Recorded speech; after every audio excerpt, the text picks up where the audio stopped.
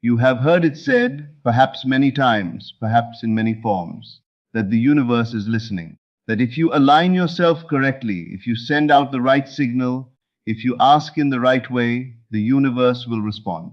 Tonight I want to tell you something that will either confirm everything you have sensed about this or overturn everything you have been taught about it, depending on what you have been taught. The universe is not listening to you from some distant place. The universe is not an external intelligence that monitors your requests and decides, in its wisdom, which ones to grant.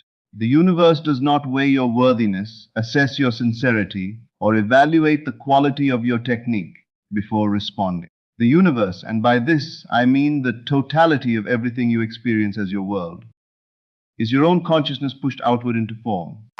It is your imagination externalized. It is the sum of your assumptions made visible, made solid, made into the circumstances and relationships and conditions that constitute your daily life. When we say the universe is listening, what we actually mean is this.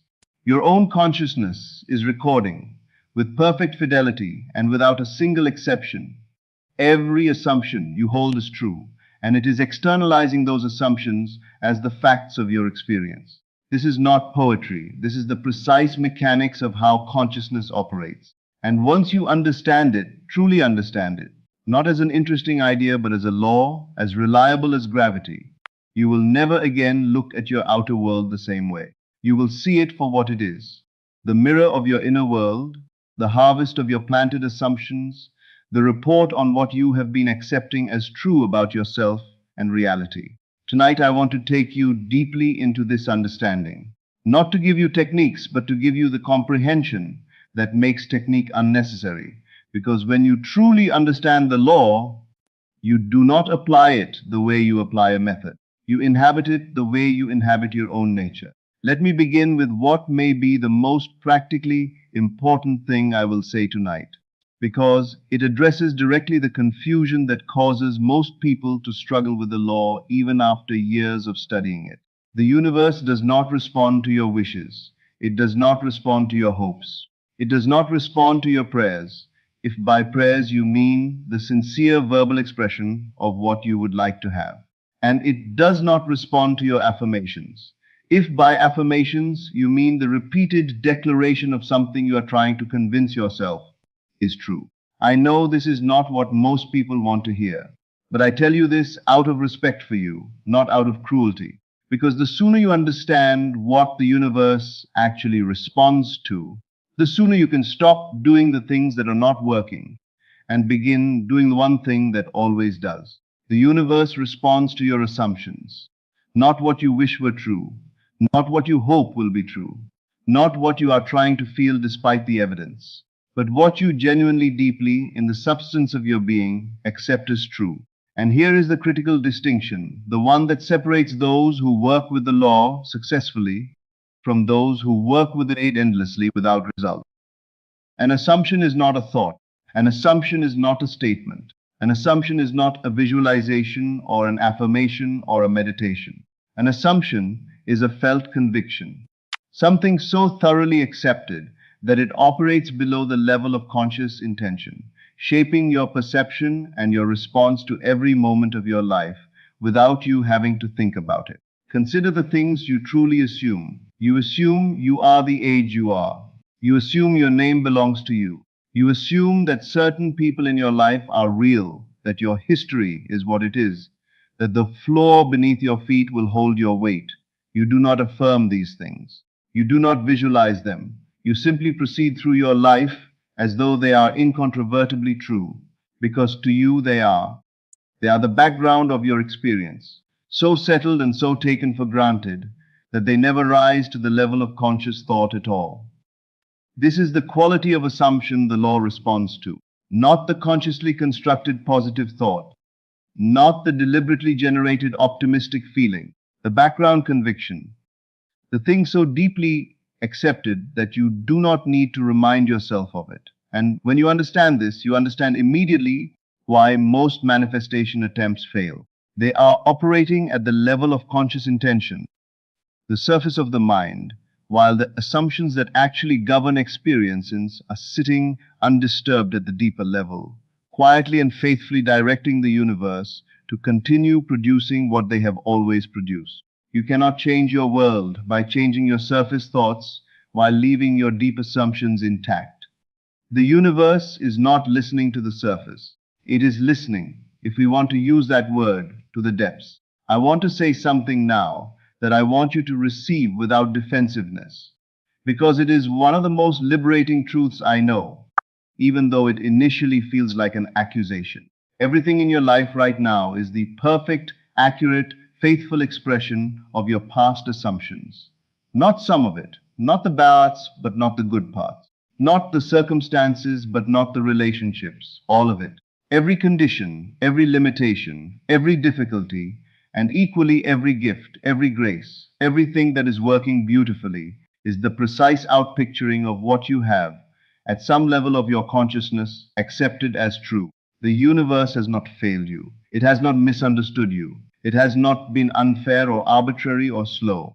It has been doing with absolute perfection exactly what it always does, externalizing whatever is held as true in consciousness. If you are experiencing financial difficulty, it is because at some level, not always the conscious level, not always the level you can easily see or examine, you have been assuming the truth of lack.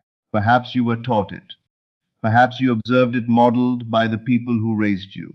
Perhaps a sequence of experiences led you to conclude that money is scarce, or that you are not the kind of person for whom abundance flows naturally, or that the world is structured in a way that makes prosperity difficult for someone like you. Whatever the origin, the assumption took root, and the universe faithfully has been growing that assumption into your outer experience ever since. This is not blame. Blame would be cruel and also inaccurate because you did not consciously choose your limiting assumptions any more than a child consciously chooses to speak the language of the household it is born into. Assumptions are absorbed, inherited, constructed from experience, conditioned by the consciousness of those around us. Most of the ones that govern our lives were established before we had the self-awareness to examine them. But here is the liberating truth, the one that transforms this understanding from a source of despair into a source of extraordinary power. The assumptions that created your current conditions are not facts. They are not truth. They are not you. They are states of consciousness that you stepped into and that you can step out of the moment you understand that stepping out is possible. The universe does not care how long you have been in the current state. It does not factor your history into its response. It does not say, you have assumed poverty for 40 years, and therefore you must continue to experience it for 40 more. The law has no memory of the past in that sense. It responds only to the present assumption. The moment you genuinely, not hopefully, not wishfully, but genuinely, occupy a new state of consciousness, the universe begins immediately and without exception to rearrange itself to match it. This is the freedom the law offers. Not the freedom from consequence, but the freedom to change the inner cause and thereby change the outer effect at any moment you choose. I have used the word state several times tonight, and I want to define it precisely because it is the central concept in everything I am teaching and the most commonly misunderstood. A state is not a mood. A mood is temporary, triggered by circumstances, passing with time and circumstance. A mood of happiness or sadness, anxiety comes and goes with the weather of daily life. A state is deeper than mood. A state is the sum total of your assumptions about yourself and about reality, the complete mental and emotional dwelling place from which you perceive and interact with everything you experience. It is, to use the image I find most precise, your inner home.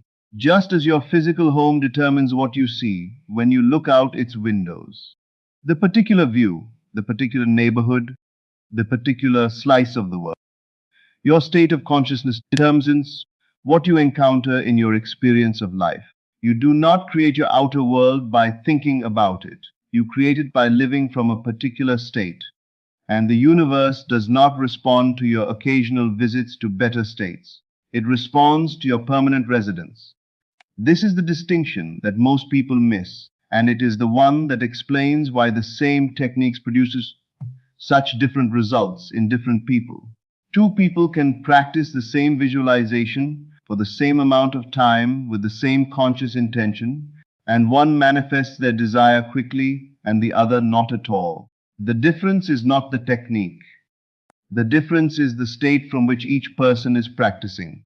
The one who is visiting the state of having does so as a tourist, spending a few minutes there through imagination or affirmation, then returning to the familiar home of the old state, where the old assumptions operate undisturbed. The technique becomes a daily excursion to a better neighborhood, after which the person returns each evening to where they actually live. The one who moves into the new state has packed up and relocated in consciousness. They have established residency. The new state is not where they go when they practice, it is where they are. And from there, the technique is not an effort to reach something. It is the natural expression of where they already stand. This is what Scripture means by the instruction to put off the old man and put on the new. Not the change of a thought, but the change of a dwelling place. Not the adjustment of a mood, but the relocation of the self. So how does one move into a new state? Through one thing, and one thing only: the sustained felt assumption of what it would be like to be the person already living in the desired conditions. Not the excitement of receiving something new. Excitement implies novelty, and novelty implies you did not previously have it. But the naturalness of inhabiting something that is simply and ordinarily yours. Think of the things you already have, not the things you are striving for, but the things that are so fully yours that you never think about them. Your name, your native language, the faces of the people you love. You do not feel excited about these things. You do not affirm them. You simply carry them naturally and without effort as part of who you are. This naturalness, this taken for granted quality, is the feeling the law responds to. Not the peak emotional experience of receiving what you desire, but the ordinary, unremarkable, completely settled sense of one for whom this is simply true. Find that feeling for your desire. Live from it. Let it become your natural resting state, rather than a destination you visit. That is moving into the new state. And the universe, which is your own consciousness pushed out, has no choice but to rearrange the outer world to match it. I want to address now something that is rarely discussed with the directness it deserves, because I have found it to be one of the most useful practical tools available to anyone who genuinely wants to understand what state they are occupying. Your reactions reveal your state more accurately than any technique, any affirmation, any conscious intention. Not your deliberately generated feelings during a meditation, not your confident declarations before a mirror.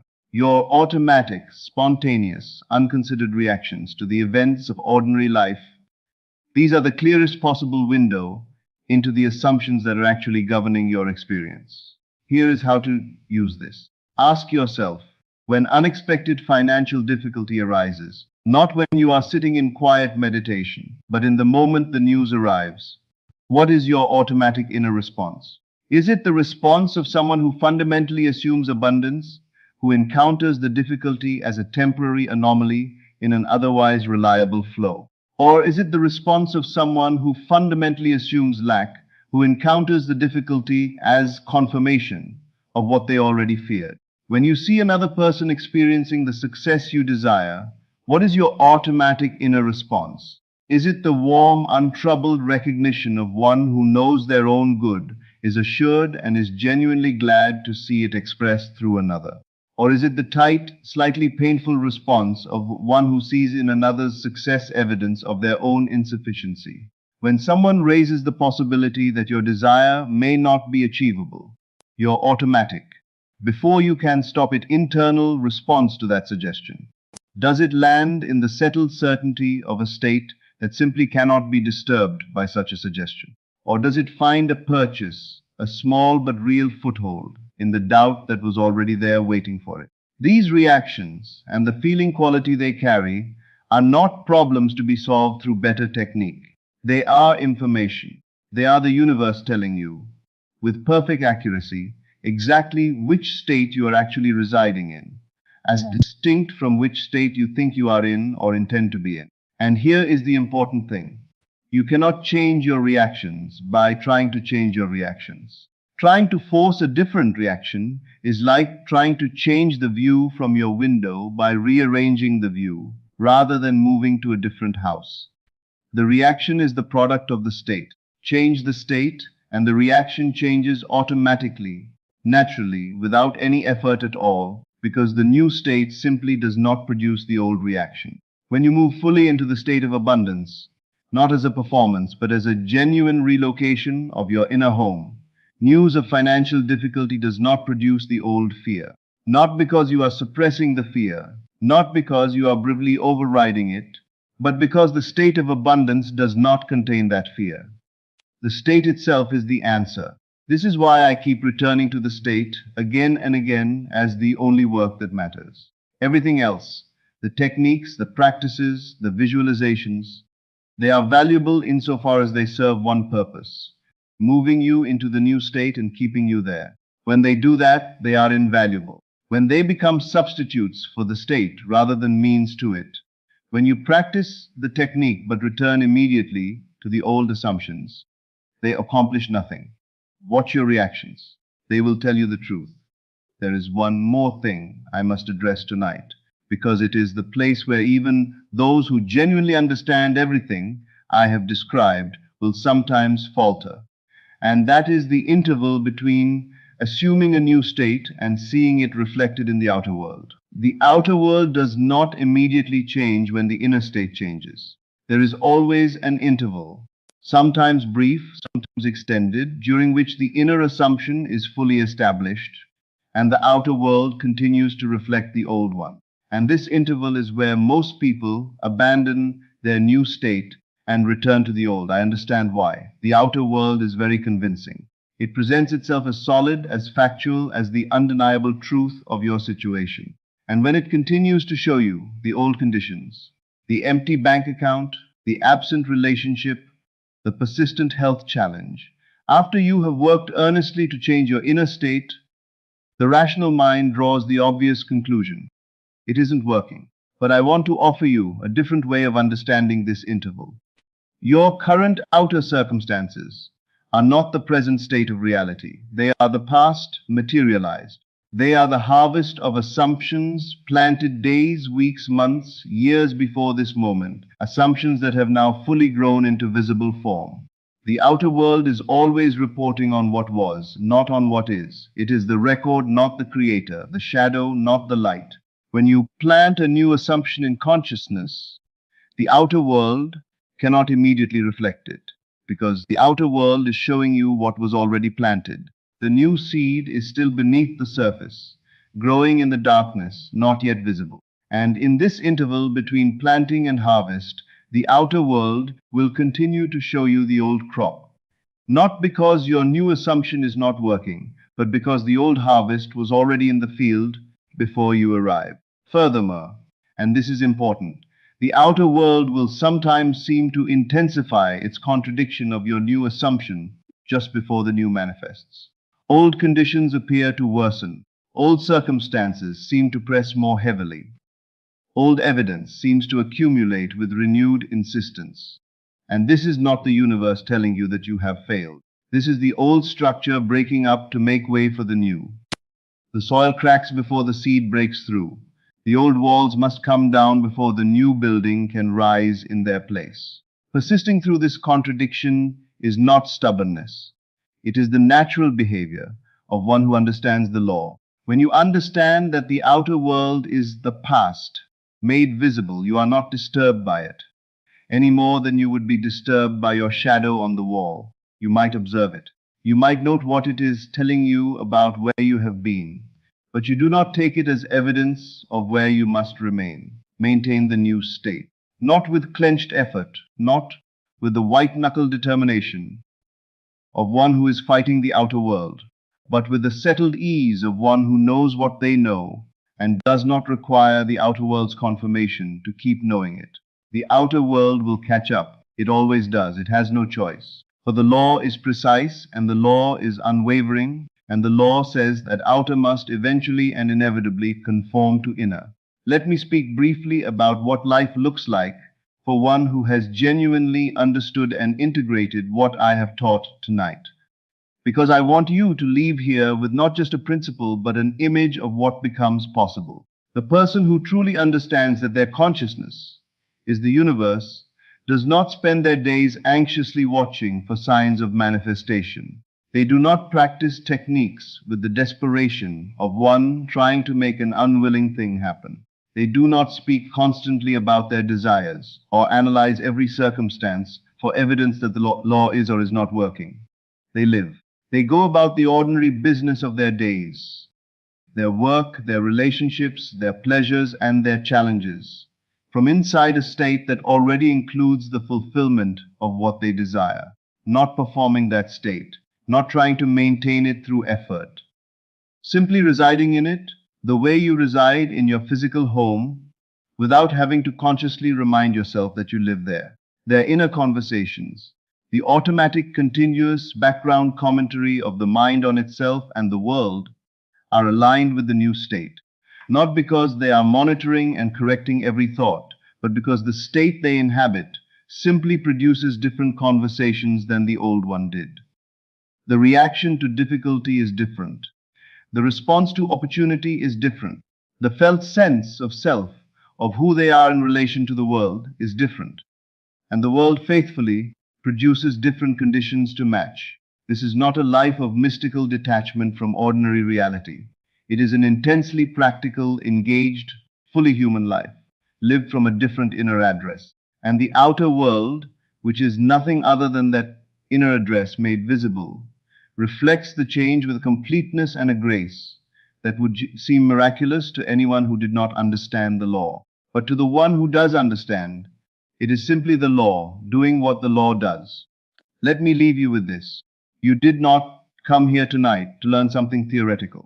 You came because some part of you already knows that your inner world and your outer world are not separate, that the conditions of your life are not happening to you but from you, and that if this is true, then the power to change them lies exactly where it has always been. Not in the outer world, not in circumstances or other people or fortune, but in the consciousness that is reading these words right now. The universe is always listening. It cannot help but listen, because it is your consciousness made visible. And it responds not to your wishes, but to your convictions, not to prayer, but to your assumptions, not to what you want to be true, but to what you have accepted as true in the depths of your being. Change your assumptions and you change your world. Not gradually, not partially, not with exceptions for cases that seem too difficult. Completely, inevitably, by law. Every possible state already exists. The state of abundance, the state of health, the state of love, the state of fulfillment, these are not things you must create. They are states you must occupy. And the only thing standing between the state you are in and the state you desire is the assumption you have not yet made. Make it tonight, not tomorrow, not when conditions improve.